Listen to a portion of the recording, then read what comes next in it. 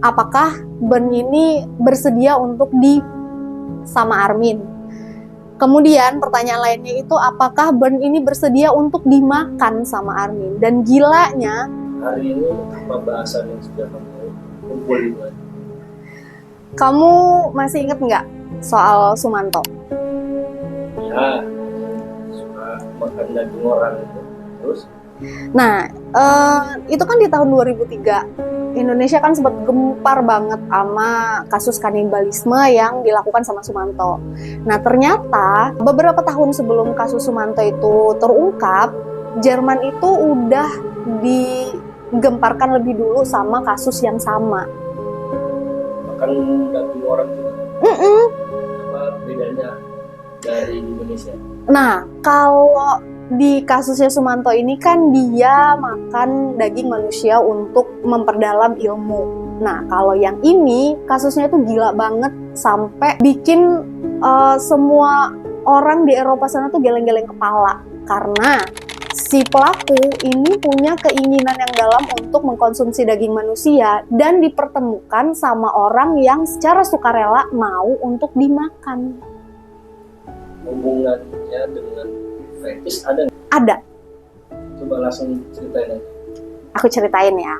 Nah, jadi cerita ini tuh dimulai di tahun 2001. Kejadiannya itu di Rothenburg, Jerman. Nah, pada waktu itu, hiduplah seorang pria yang bernama Armin Meiwes yang lahir pada tanggal 1 Desember 1961 di Essen, Jerman Barat. Dia ini merupakan anak tunggal dari pasangan Waltraud dan Detlef Meiwes. Nah, ibunya Armin ini dikenal sebagai seorang wanita yang bersifat posesif dan suka mengendali. Hal ini juga yang akhirnya membuat ayah dan ibunya Armin ini memutuskan untuk berpisah di usianya Armin yang baru 8 tahun. Nah, sebelum menjalin hubungan dengan ayahnya Armin, ibunya itu sempat menjalin hubungan dengan beberapa pria lainnya, tetapi hubungan itu tidak pernah berjalan dengan baik karena sifat yang dimiliki oleh ibunya si Armin ini. Karena pengalaman asmara yang buruk ini akhirnya membuat ibunya Armin ini secara tidak sadar memperlakukan Armin ini secara tidak baik karena dia merasa laki-laki itu semuanya sama sehingga menimbulkan kebencian di hatinya ibunya Armin ini. Ibunya Armin ini juga sering banget mengontrol tingkah lakunya si Armin ini. Bahkan sampai Armin ini dewasa, ketika Armin ini pergi berkencan, ibunya tuh selalu ikut gitu. Sampai Armin ini memiliki pekerjaan dan harus pergi dinas, ibunya ini juga mengikuti Armin. Kalau sampai kemana-mana posesif atau bodyguard. Nah, kalau kata sebagian orang memang ibunya ini orangnya suka mengontrol. Jadi dia pengennya si Armin ini ada di bawah kontrol ibunya dan bergantung sama ibunya. Jadi apa-apa tuh harus nurut apa kata ibunya gitu. Si Armin ini ada pacar atau enggak? Armin ini ya kayak aku bilang tadi kan, dia ini sempat berhubungan sama beberapa wanita dan ketika mau pergi kencan, ibunya si Armin ini tetap ikut gitu loh. Jadi mereka tuh berkencan bertiga bareng sama ibunya Armin. Sifat ibunya itu termasuk mempengaruhi kehidupannya saat dewasa juga. Bener banget. Nah, ketika si Armin ini kecil, ibunya itu karena dia punya rasa kecewa sama laki-laki, terus dia secara tidak sengaja, secara tidak sadar memperlakukan si Armin ini dengan tidak baik. Ibunya si Armin ini juga sering loh menjelek-jelekan si Armin ini di depan teman-temannya, kayak misalnya ngomongin, oh si Armin itu masih suka ngompol loh, oh Armin itu di rumah pemalas banget, oh Armin itu begini begitu gitu. Sampailah si Armin ini tumbuh jadi anak yang pendiam, terus abis itu murab dan nggak punya banyak teman. Nah, karena dia ini nggak punya banyak teman, Armin ini akhirnya menciptakanlah teman hayalannya sendiri yang dia kasih nama Frankie. Nah, teman hayalannya inilah yang akhirnya menemani si Armin ini sampai dia dewasa kelak. Ketika dewasa, si Armin ini bekerja sebagai teknisi komputer. Walaupun waktu kecilnya dia jadi anak yang minder, jadi anak yang pendiam gitu. Tapi ketika dewasa ternyata dia tumbuh sebagai pria yang dikenal baik dan ramah. Tetangganya itu bahkan bilang kalau si Armin ini suka ngebantuin tetangganya itu bersihin halaman, bersihin rumput di halaman tetangga mereka. Kemudian kalau ada mobil yang rusak dia bantu benerin mobilnya, atau cuman sekedar datang untuk makan malam bareng sama tetangganya. Beberapa temennya Armin di lingkungan kerja dia juga bilang kalau Armin ini orangnya normal gitu loh, selain punya ibu yang sifatnya posesif itu tadi. Tapi tanpa ada yang tahu, ternyata si Armin ini menyimpan keinginan yang aneh sepanjang umurnya. Tahu nggak keinginan anehnya itu apa? Apa? Nggak tahu. Jadi dia itu punya keinginan besar untuk mencicipi daging manusia. Keinginan makan untuk mencicipi daging manusia itu dari kapan dia punyanya? Nah, keinginan Armin untuk mulai mengkonsumsi daging manusia itu pertama kali dia rasakan di usia 12 tahun. Nah, waktu itu, jadi kan Armin ini memang nggak punya terlalu banyak teman, tapi ada beberapa teman yang menurut dia cukup baik dan cukup dekat sama dia. Tadi kayak aku bilang, kalau Sumanto itu makan daging manusia untuk memperdalam ilmunya. Nah, kalau Armin ini, dia pengen makan daging manusia itu supaya manusia itu bisa jadi bagian dari dirinya. Jadi dia itu pernah punya pikiran untuk makan teman sekelasnya, teman baik dia ini, supaya teman baiknya ini bisa bareng-bareng sama dia selamanya. Oh, itu kepercayaan dia juga rupanya ya. Beberapa orang berpikir keinginannya Armin yang aneh ini mulai muncul itu karena waktu usia dia 6 tahun, dia itu pernah menghabiskan liburan musim panas di sebuah desa dan mulai diperkenalkan ke rumah jagal. Jadi rumah jagal yang biasa memotong sapi, rusa, babi, sama unggas gitu. Nah, di desa itu juga dia mulai diajari gimana caranya mengeluarkan organ-organ dari badan kelinci gitu. Terus lanjut, jadi nggak temannya itu dimakan? Tapi untungnya waktu itu keinginannya Armin sama temennya waktu dia masih umur 12 tahun itu ya cuman sebatas keinginan doang dan nggak terrealisasi. Tapi keinginan dia untuk mencicipi daging manusia itu ternyata terus ada sampai dia dewasa. Kenapa sih Pak? Kok ada lalat? Dari tadi masuk nggak dia? Aduh, gimana? Nah, keinginannya si Armin untuk mengkonsumsi daging manusia ini kan terus disimpan nih sama dia sampai dia dewasa. Sampai akhirnya di tahun 1999, ibunya Armin itu mengalami serangan jantung dan akhirnya meninggal.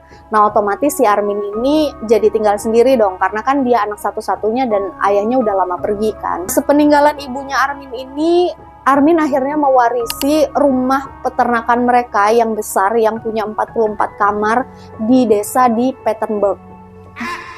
Rothenburg, di sebuah desa di Rothenburg, Jerman. Ibunya meninggal kan otomatis sudah nggak ada yang posesif lagi sama dia kan. Nah, terus kehidupannya kayak apa sih? Apa dia makin bebas atau dia malah sembuh dari keinginan dia atau gimana? Nah, karena ibunya sudah meninggal kan otomatis nggak ada nih yang ngatur-ngatur kehidupannya si Armin lagi. Akhirnya Armin mulai bisa melakukan hal-hal yang nggak bisa dilakukan sebelumnya, termasuk rasa penasaran dia sama pornografi. Nah, setelah ibunya meninggal itu, Armin itu banyaklah mencari-cari tentang pornografi, video-video pornografi di internet. Video pornografi kesukaannya Armin ini adalah hal-hal yang menunjukkan kekerasan. Nah, hal-hal ini juga yang akhirnya mengingatkan Armin kembali nih sama keinginan masa lalu dia tentang menikmati atau mencicipi daging manusia itu tadi. Sampai akhirnya di tahun 2001, Armin ini punya ide untuk mencari orang yang mau dimakan. Nah, ide ini muncul pertama kali ketika dia akhirnya menemukan sebuah situs di internet namanya The Cannibal Cafe. Nah, di situs itu Armin mendaftarkan dirinya sebagai Frankie. Nah, kalau kamu ingat, Frankie itu adalah teman hayalannya si Armin. Nah, di situs itu Armin itu memasang iklan, kurang lebih bunyinya kayak gini: saya mencari seorang pria dengan usia antara 15-30 tahun yang bersedia untuk dan untuk dimakan. Sekilas iklan ini kedengeran aneh dan menyeramkan memang, tapi tanpa disangka-sangka ada ratusan orang yang akhirnya merespon iklan yang dipasang sama si Armin ini tadi. Nah, tapi dari ratusan orang itu memang hanya beberapa orang yang akhirnya ketemu langsung nih sama Armin. Contohnya ada satu orang itu yang akhirnya ketemu sama Armin dan mengaku mau nih dibantai sama si Armin. Tapi ketika mereka akhirnya ketemu dan udah berkencan, si laki-laki ini akhirnya diletakkan nih sama Armin di atas meja dan siap untuk dibantai. Nah, sebelum hal itu terjadi, si pria ini kemudian ngomong, nanti nggak jadi deh, saya cuman bercanda. Nah, terus akhirnya karena si pria itu ngomong kayak gitu, Armin memutuskan untuk melepaskan si pria itu begitu aja. Nah, setelah ketemu sama si pria itu tadi, si Armin ketemu sama pria lain nih yang mengaku, ya udah saya mau nih dibantai seperti babi, kata dia. Nah, dijemputlah si pria ini oleh si Armin. Kemudian mereka sempat berkencan beberapa waktu. Sampai akhirnya waktu pembantaian itu mau tiba, si pria itu tiba-tiba mengaku, kayaknya saya lagi nggak enak badan nih, kita nggak jadi deh gitu. Bentar, kalau dari cerita kamu ini berarti Armin ini selain ada kelainan keinginan dia untuk makan sesama, makan orang, dia juga punya kelainan seksual, jatuhnya kayak homo gitu atau gimana? Sepertinya iya ya, karena kan yang dipasang, karena iklan yang dipasang sama dia itu, dia secara spesifik mencari laki-laki umur antara 15-30 tahun, dan memang semua yang menghubungin dia itu laki-laki semua gitu. Nah, yang terakhir ada nggak yang bersedia terus dia mau dimakan, dia juga mau ada? Nah, setelah terakhir kali dia ketemu sama yang orang yang mau dibantai kayak babi itu tadi, akhirnya dia ketemu lagi nih sama orang yang namanya Bernd Brandes, umurnya 43 tahun. Nah, Bernd ini adalah seorang biseksual. Waktu itu Bernd itu sempet tukeran email sama si Armin. Nah, akhirnya mereka itu kontekan nih, chat-chatan lewat email. Kalau kalian cari di internet, chat-chatan emailnya mereka berdua ini tuh semuanya tuh ada. Dan itu tuh parah banget isinya. Salah satunya mendiskusikan tentang cara terbaik di mana si Bernd ini harus dimakan dan bagaimana si Armin harus mengolah tubuhnya si Bernd ini setelahnya. Bernd ini juga bahkan menyarankan Armin untuk membuat asbak dari tengkoraknya si Bernd ini.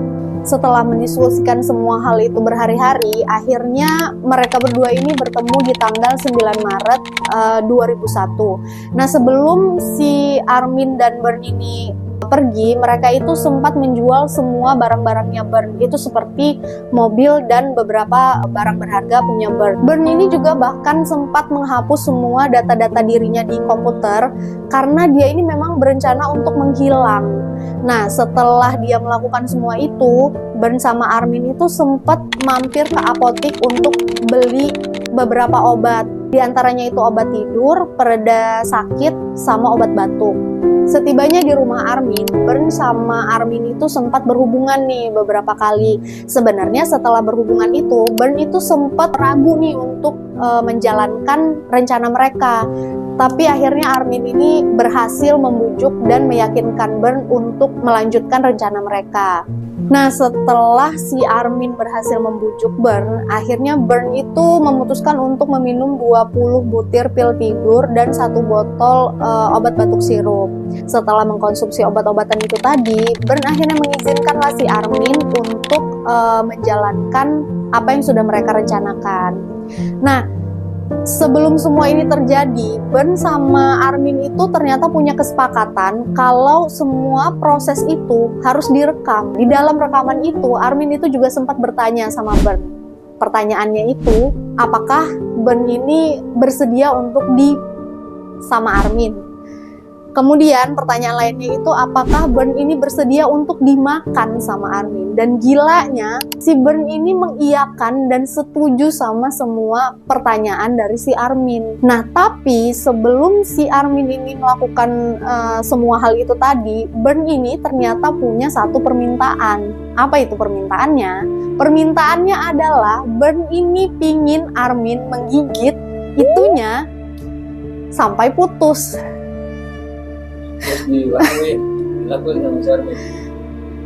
Dan si Armin mau, dan akhirnya dilakuin lah sama Armin. Tapi karena kan daging itu tuh alot ya, dan akhirnya Armin ini memutuskan untuk tidak menggigit tapi memotong bagian itu dengan menggunakan pisau. Nah, waktu dipotong, si Bern ini sempat teriak, tapi karena rumahnya Armin itu begitu besar dan jauh dari tetangga, akhirnya suaranya si Bern ini nggak sampailah keluar. Nah, belum sampai semua kegilaan itu selesai, si Armin itu mengajak Bern untuk memakan daging yang sudah dipotong itu tadi. Tapi lagi-lagi karena daging itu kan alot, akhirnya si Armin ini memutuskan untuk kayaknya dimasak dulu deh gitu. Nah, daging itu tadi tuh dimasak sama si Armin, digoreng pakai garam sama bawang sama campuran anggur. Tapi karena daging itu alot, si Armin masak terlalu lama, akhirnya sampai daging itu gosong. Karena gosong, gak jadilah dimakan sama mereka berdua. Akhirnya si daging itu tadi dikasihlah ke anjingnya si Armin. Nah, si Bern ini kan masih dalam keadaan kesakitan ya. Karena dia kesakitan, akhirnya dikasihlah sama si Armin ini obat pereda rasa sakit. Setelah dikasih obat pereda rasa sakit itu, si Bern itu sempat kehilangan kesadaran. Nah, setelah si Bern ini pingsan, akhirnya digotonglah sama Armin ke bathtub. Di bathtub itu si Bern itu dibiarkan gitu aja dan ditinggalkan sama Armin untuk baca buku Star Trek selama 3 jam. Nah, setelah ditinggalkan 3 jam untuk baca buku itu tadi, Armin itu sempat beberapa kali ngecek kondisinya Bern. Nah, sampai 10 jam setelah kejadian, itu Bern masih hidup, hanya saja masih dalam kondisi pingsan. Mengetahui si Bern ini masih hidup, Armin itu malah memutuskan untuk menikam lehernya Bern itu sebanyak 4 kali. Setelah memastikan kalau Bern ini sudah tidak bernafas, akhirnya Armin memutuskan untuk menggantung badannya Bern ini di langit-langit dengan kail daging. Memisahkan tulang dan daging, menyimpan 53 pon atau 20 kg dagingnya di dalam freezer, dan menghancurkan tulangnya Bern seperti yang sudah mereka diskusikan sebelumnya.